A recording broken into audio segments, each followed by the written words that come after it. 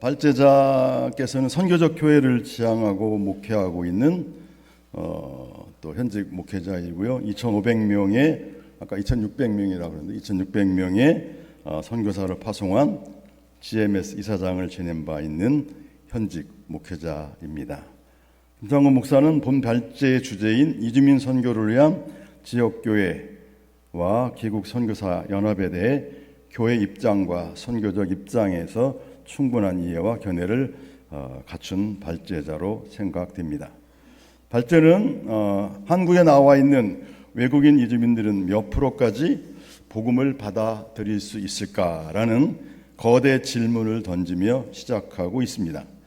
서두에 던진 이 질문은 이주민 사역에 대한 긍정적 도전일까 아니면 여러 경험상 갖게 된 절망적 질문일까? 그는 목회자 입장과 선교를 헌신했던 여러 사역을 정리한 글입니다. 함께 고민하고 싶습니다라고 변을 밝혔는데요. 그래서 이런 것으로 보아서 그런 질문은 고민의 한 표현이라 이렇게 생각이 됩니다.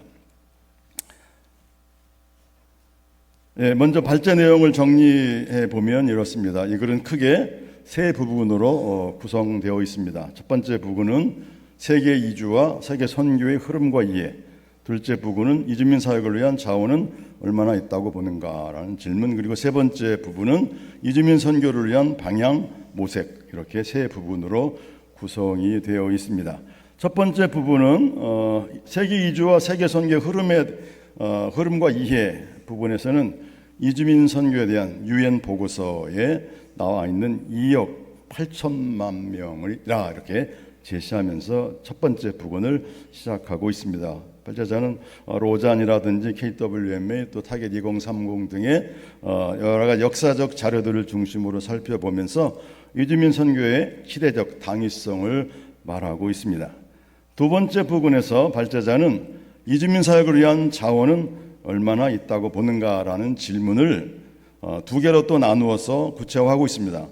두 개 중에 첫 번째는 한국교회는 이주민 선교를 감당할 준비가 되어 있는가? 그래서 교회에 대한 그런 도전의 질문이고, 두 번째, 그러면 기국 선교사들은 이 사역에 얼마나 준비가 되어 있는가? 교회와 그리고 기국 선교사들에 대해서 이렇게 질문을 던지면서 도전을 하고 있습니다. 한국교회 상황에서 이주민 사역이라고 해서 특별히 좋아질 가능성보다는 여전히 악전고투해야 할 것을 예견하고 있고요. 그렇다면 돌파를 위해서는 확실한 모델이 제시되기를 촉구하고 있습니다. 발제에서 계속 강조하신 것처럼 그런 돌파의 모델을 원하고 있습니다. 발제자는 이 글에서 선교지에서 귀국한 선교사들은 현지인에 대한 이 문화와 그들의 언어를 구사한다는 점에서 강력한 장점이 있지만, 여기가 이제 반전인데요. 이 땅에서 치열한 삶을 사는 이들에 대한 문화 인류학적인 재이해가 필요하다라고 강조하고 있습니다. 아마 이것은 여러 경험상 또 GMS 선교사들을 통해서 본 거기서 나온 생각이 아닐까 또 생각합니다. 세 번째 부분은 이주민 선교를 위한 방향 모색인데요. 네 부분으로 나누어서 고찰하고 있습니다. 먼저는 이 발제의 주제이기도 한데요.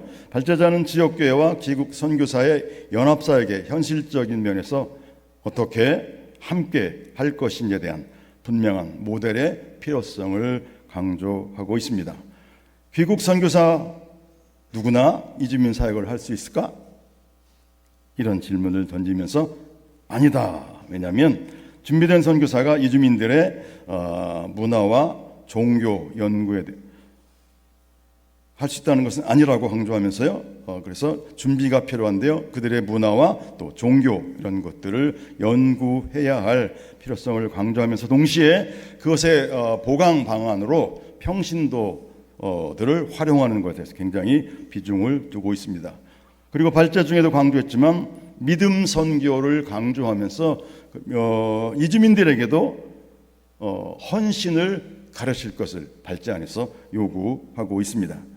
또한 발제자가 계속 강조하는 것 중에 하나는 이주민 사역을 위한 전문팀 또 사역 참여자들의 훈련, 연구소, 지역교회 세미나 개최 등 기왕에 감당해야 될 이주민 사역을 제대로 준비해서 이주민들에 대해서 알고 이해하고 섬기자는 발제자의 굳센 의지를 볼 수 있었습니다.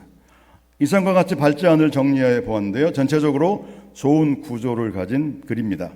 무엇보다 발제자의 선교에 대한 많은 이해와 이주민 선교에 대한 깊은 관심, 그리고 한국 교회 안에 이주민 사역에 대한 인식과 참여도가 제고되기를 바라는 마음을 아주 제가 크게 읽을 수 있었습니다. 아울러서 비록 국내에서 진행되는 이주민 사역이라 해도 이주민에 대한 그들의 종교와 문화와 세계관, 그리고 한국에서 겪는 갈등 등에 대한 분명한 이해를 위해서 노력할 필요가 있다라고 강조하고 있고요. 그리고 그것을 선교사들과 역시 지역 교회에도 요구하고 있습니다. 발제자의 선교에 대한 확실한 소신을 볼 수 있는 좋은 발제입니다. 논찬자인 저도 발제자와 같은 심정으로 고민하고 기도하면서 지역 교회 안에서 이주민 사역에 힘을 쏟고 있는 귀국 선교사입니다. 저도 중국에서 16년간 현지 선교사로 있었고, 이런 입장에서 두어 가지 논찬을 해보고자 합니다. 첫째는 한국 교회는 이주민 사역을 감당할 준비가 되어 있는가라는 질문과 고민은 각 교단의 리더십들이 이주민 선교의 중요성과 시대적 필요성에 대한 인식 고취가 우선 되어야 할 것입니다. 특별히 최다 선교사 약 2만 6천 명을 파송하고 또 최다 교회를 가진 예장 합동 교단 같은 곳에서 정책적으로 이주민 사역에 대한 그런 모범적인 사례들 또는 정책을 결정하고 시행해서 다른 여러 교단들에게 또 선교단체들에게 좋은 벤치마킹이 될 수 있으면 하는 그런 기대를 해봅니다. 또한 이주민 사역자와 이주민 사역에 동참하는 교회가 효과적으로 사역하기 위해서 연구를 통한 이해는 필수다, 굉장히 강조하고 있습니다. 논찬자도 이주민 선교훈련학교 또는 MMTS 27기에서 이런 것들을 강조한 바 있습니다. 이들에 대한 연구와 또 이해는 우리 이주민 사역을 더 은혜롭게 할 것이며 또 소통과 대화를 통해서 한층 더 구체적으로 사역할 수 있으며 그들의 세계관을 이해하면서 이주민들을 우리의 신앙이나 문화와 세계관으로 또 판단하고 정죄할 것이 아니라 오히려 존중하고 인정하는 그런 일에서 이주민 사역자들은, 교회들은 당연히 중요한 그런 연구를 해야 한다라고 생각합니다. 다만 한 가지 아쉬운 점은 발제자가 가진 다양한 경험들, 즉 선교적 교회를 지향하며 목회 현장에서 이주민 사역과 관련된 많은 경험, 그리고 GMS 이사장을 역임하면서 귀국 선교사들의 이주민 사역 사례들과 특별히 이 발제의 주제인 교회와 귀국 선교사의 이주민 사역 협력 사례들이 많이 있었을 것으로 사료되지만 제시되지 않고 있다는 점은 매우 아쉬웠습니다. 발제자는 충분히 나름대로 대안이나 방향성을 제시할 수 있었을 것이라고 확신합니다. 그러나 여기 성격상 시간과 그리고 지면 관계상 생략한 것으로 보입니다. 이에 부족하지만 논찬자의 사역을 간단히 소개해 보고자 합니다. 논찬자는 용인에 있는 지역교회에서 10년째 유학생 사역과 이주민 사역을 하고 있습니다.